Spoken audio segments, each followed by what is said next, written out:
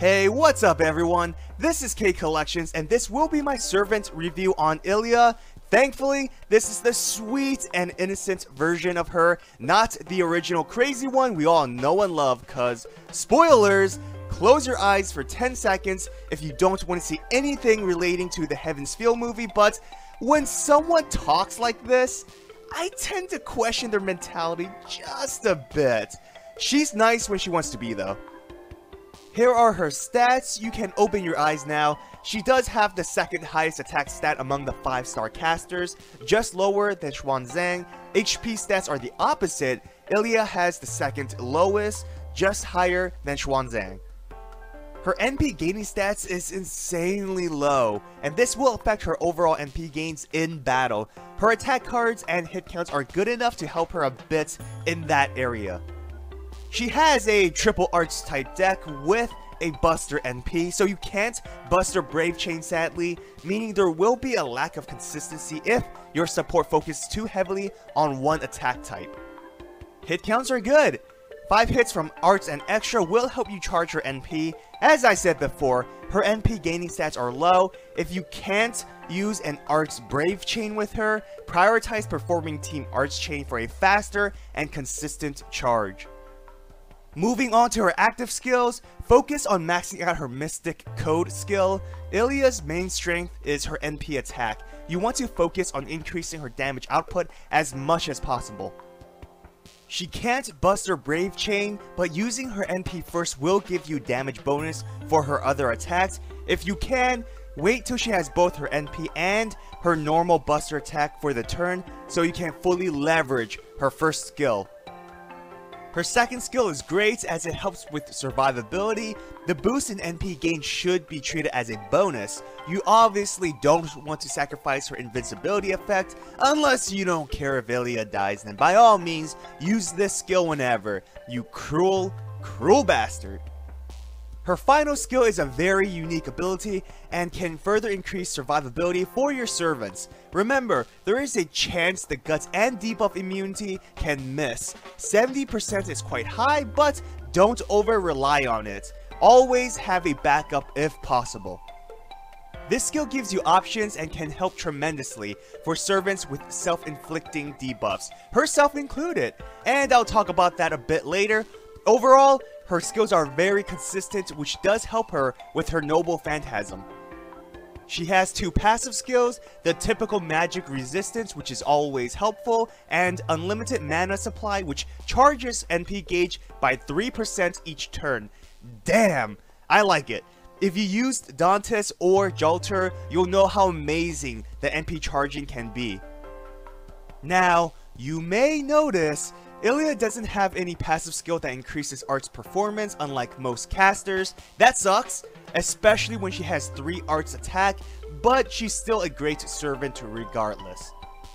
Her Noble Phantasm is a powerful single target attack that will boost her Buster performance as an overcharge effect. Use this attack last within an NP chain to increase the Buster performance, resulting in higher damage. The downside to her NP attack is that Illya will decrease both her attack and defense for 3 turns. Thankfully, with her third skill, there is a chance to avoid the debuff if the debuff immunity goes through.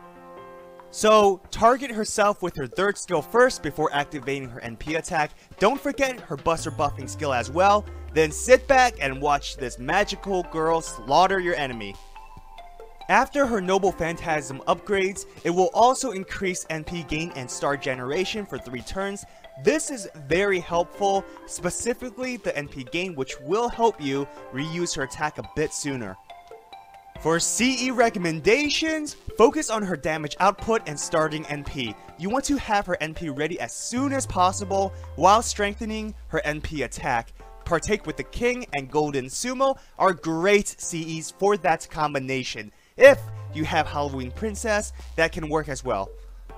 Magical Girl of Sapphire, which will be in the same banner, helps with NP gain if you want to focus on consistency while giving you a good NP charge gauge from the start. I also recommend Prisma Cosmos. This will be a reliable way to charge her NP. Combine this with her passive skill, that's a 11 to 13% charge each turn.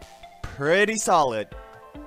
Here are budget CEs for those who may not have the 5-star craft essence.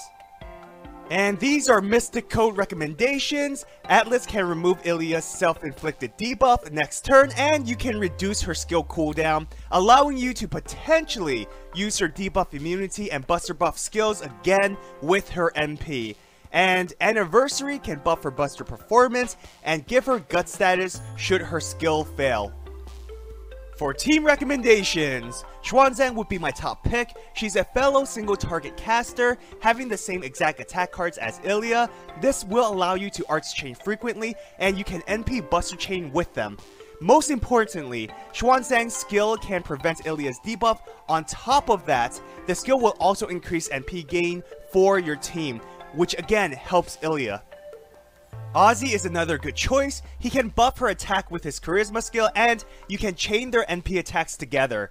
Ozzy will decrease the target's defense, and since Illya's NP is after his, her overcharge stage will increase, dealing even more damage thanks to its buster buff. Ozzy can even charge her NP gauge and increase her buff success rate for her third skill. With that, you won't have to worry about the debuff from her NP, and you'll have a reliable skill to use.